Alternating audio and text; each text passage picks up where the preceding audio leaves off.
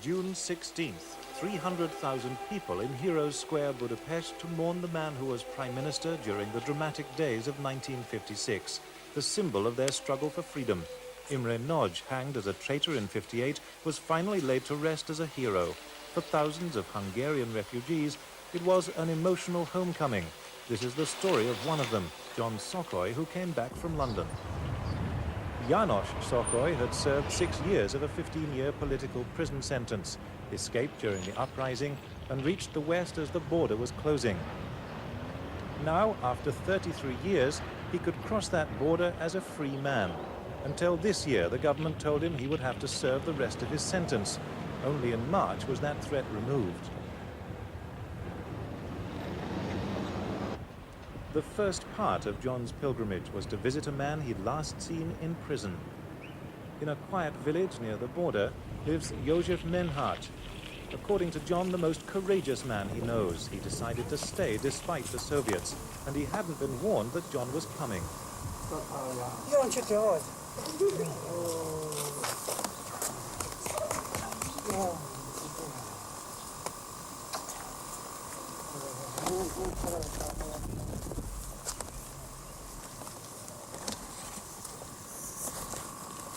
Neither John nor Joseph thought they would ever see each other again. It's a sign of the tremendous change in Hungary within the past few months that such a meeting can take place. The past is being reburied. This is one of the fantastic moments for me, to meet a man who had courage to correspond with me. After all, he had 12 years prison sentence. He spent 11 years and 4 months in prison. We were in a big prison. We were in a coal mine with him together, and he was one of the best friends.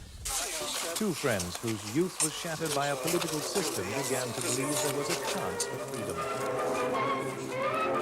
After the Second World War, Hungary was taken over by the communists after rigged elections and administered under strict Soviet control. But one party leader, Imre Nagy, tried to weaken the Soviet grip and introduced popular measures for industrialization, social security, and land reforms.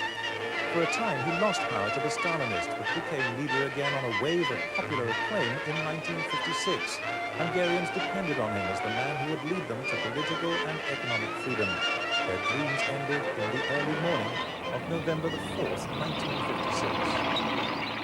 A week after telling Nagy that his reforms were acceptable, Moscow sent in troops to force Budapest into line. The Prime Minister and his cabinet went into hiding. Szakaly, still in prison for forming an anti-communist group called White Guard, was released by the freedom fighters on the 1st of November. As the Soviet tanks rolled in, he trekked towards the border. With tens of thousands of others, he became a refugee, one of the lucky ones. Back in Hungary, hundreds were killed, thousands imprisoned in work camps. Imre Nagy and his group were promised safe passage out of the country, but it was a trick. They were immediately seized, interrogated for 18 months in Romania, and finally sentenced to hang on June the 16th, 1958. Their bodies were buried face down, the Soviet method for criminals, in unmarked graves.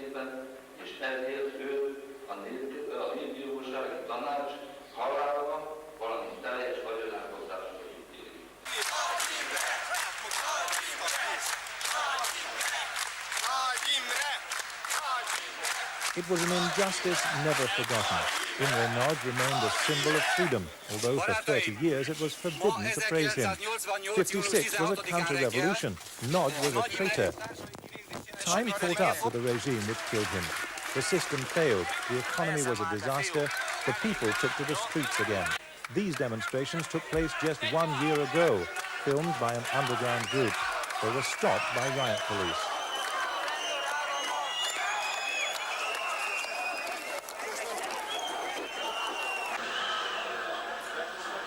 One of the most important ways the big lie about Nagy was exposed was through the work of underground filmmakers. Despite the repression, they circulated video samizdat cassettes, spreading the ideas of democracy by holding secret viewings in private houses all over the country.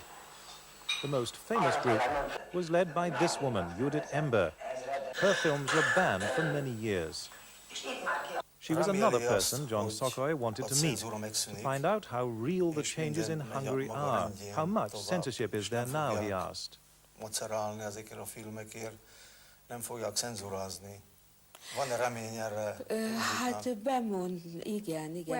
they've talked about it in the parliament, and I've seen articles in the papers that say there'll be no more censorship. But in fact, a few of us have tried to work in the past 20 years as if there was no state censor. About 3 months ago, it wasn't possible for me to come here to this country. It wasn't not possible at all. And now, entering Hungary with you, I see a sign for a better sort of situation. I see on the street, I'm watching the streets, I'm looking for red flags, red stars. I didn't see even no one in Budapest. So it's a sign, it's something is going on, but it's not clear. As John and the other refugees gathered on the morning of June 16th, in the cemetery on the other side of the city, the past was waiting to be buried. It had taken the Hungarian government 31 years to admit that Imre Nagy was right in his understanding of what the people wanted. They grudgingly permitted and then began to support the proper reburial of Imre Nagy as a hero, not a criminal. This year at last, Nagy's family and his people poured out the emotions which had been forbidden for so long. His daughter Jozsef led the mourning. Millions took part in Budapest and watching on state television. Next day, former freedom fighters met freely after 3 decades apart. Finally, they could tell the truth in a public meeting. They told us how many tanks they destroyed, and they told us how they lived here under the regime after 1956. My experience is the people are the same Hungarians like before. They are polite, they are nice, the Hungarian people, freedom-loving people. So this is my opinion. But the fear is still here until this government is gone. These communists are still holding the power. They can arrest me or you or anybody any day, so nobody can do nothing about it. It's hard for John to trust the communists when they promise free elections in a few months' time. But June the 16th demonstration, impossible to imagine only a year ago, proves transition to democracy could happen, even under communist rule.